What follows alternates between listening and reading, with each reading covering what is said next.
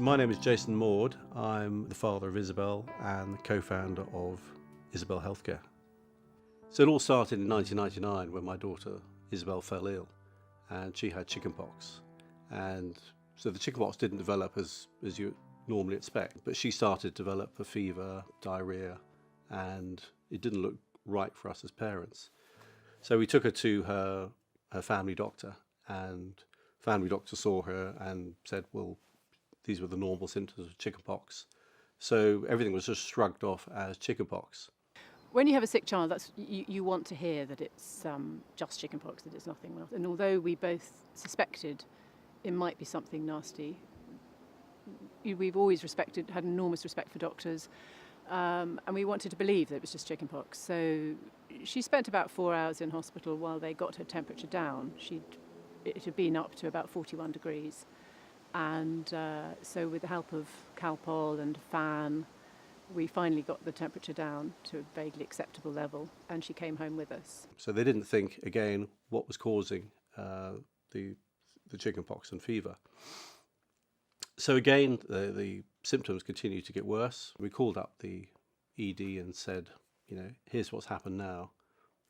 And they said, well, doesn't sound too bad. You guys, why don't you come in if you're feeling unhappy? Then she was seen by a paediatrician who said, she looks a bit dehydrated. You may have to stay in overnight. And then literally 10 minutes later, she went into multi-system failure. And so where you were there was just one person, suddenly there are literally 10 doctors all rushing down the corridor and pouring into the room. And you think, what on earth happened?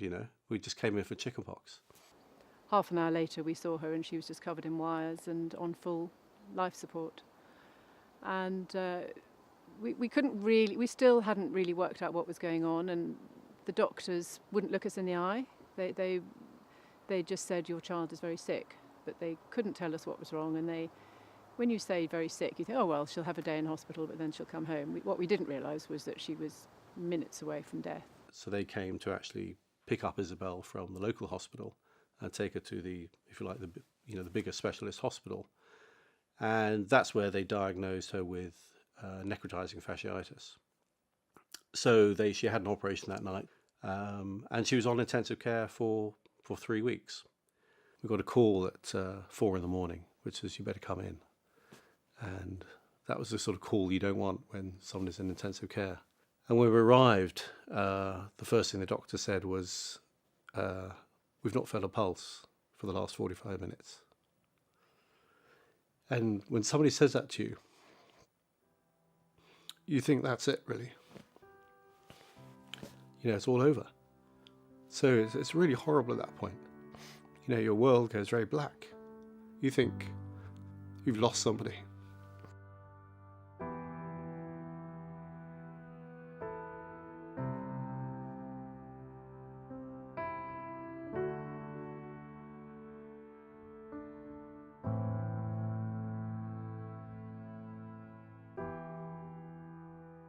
Well, she'd been transferred to the high dependency unit, and she was still not speaking, which apparently is a standard reaction to shock. But knowing how much she'd suffered and knowing how serious the cardiac arrest had been, you inevitably fear the worst, and we were told it was a high likelihood of brain damage. And we couldn't get her to speak at all, and then one day she was having to have her dressings changed every day on the wounds, and she hated that, and she'd scream and scream and scream, but she would never say anything. And then one day she suddenly yelled out, "Get me some apple juice."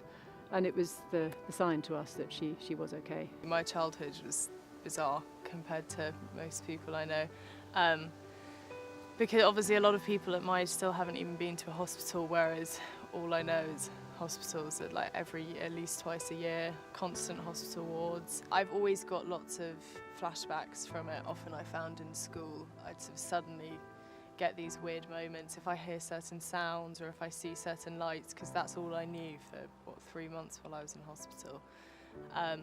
And they're quite sort of traumatic, you could say. Quite early on, the the consultants in the intensive care unit said, you guys, you weren't very well looked after. And that's what planted the seed in my mind, thinking, well, why weren't we well looked after? What happened? yeah, it's hugely affected me, and it's affected how I deal with stuff because I had to grow up a lot quicker. But yeah, that sound, I can't hear that sound now. The heart monitor sound that sort of still freaks me out.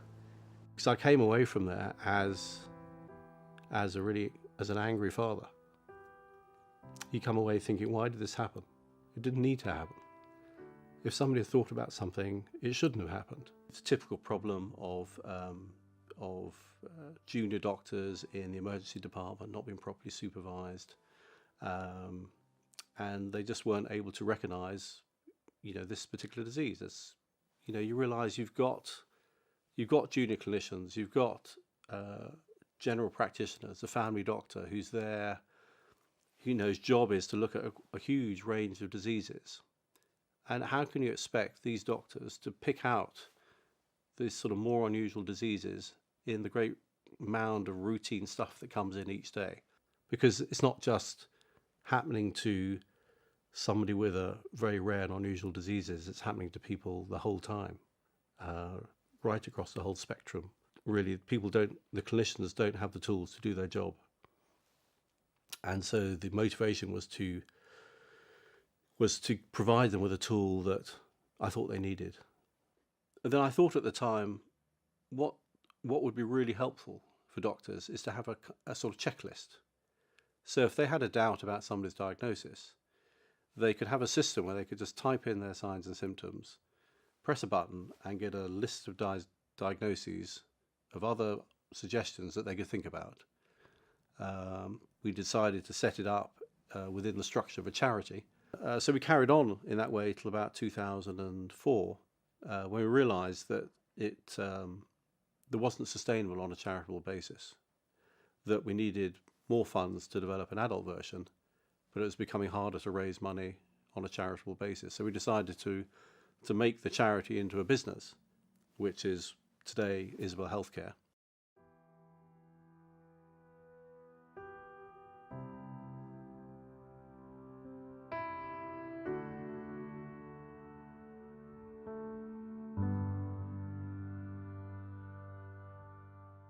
Because our mission is really to, if you like, the democratization of healthcare. We want all clinicians in the world to have access to Isabel, and we want all patients in the world to have access to Isabel because we think it's really important for people's health. We're also great believers in the Isabel system as a way of spreading medical knowledge to other countries where there are less resources, there are fewer doctors.